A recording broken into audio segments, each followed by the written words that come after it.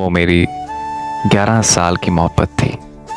यूं समझ लें कि वो मेरी बचपन की मोहब्बत थी। ऐसा नहीं था कि सिर्फ मैं ही उससे मोहब्बत करता था, वो भी बेशुमार मोहब्बत करती थी मुझसे। हम दोनों ने एक दूसरे को दुआओं में बहुत मांगा था, एक दूसरे के लिए रोज़े रखे थे। हम दोनों ने एक दूसरे के लिए तहज्जुद पढ़े थे, लेकिन हमें कोई आसार नज़र नहीं आ रहे थे कि हमारी शादी कभी हो पाएगी।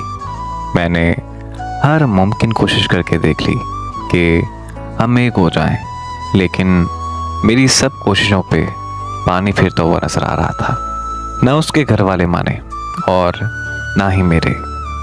आज उसकी मंगनी थी और वो बहुत उदास बैठी थी।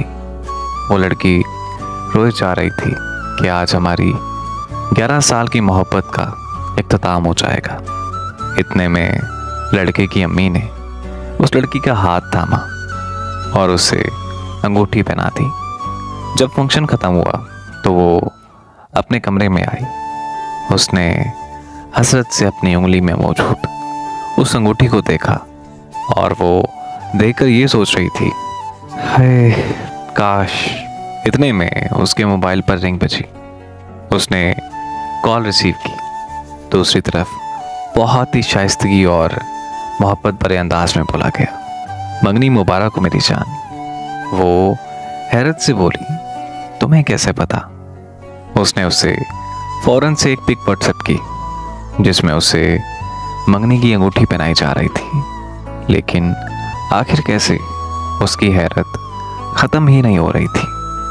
वो मुस्कुरा कर बोला, बस रिश्ते वाली आंटी से बात की, उन्होंने अम्मी को तुम्हारी तस्वीर दिखाई और तुम अम्मी को बहुत पसंद आई।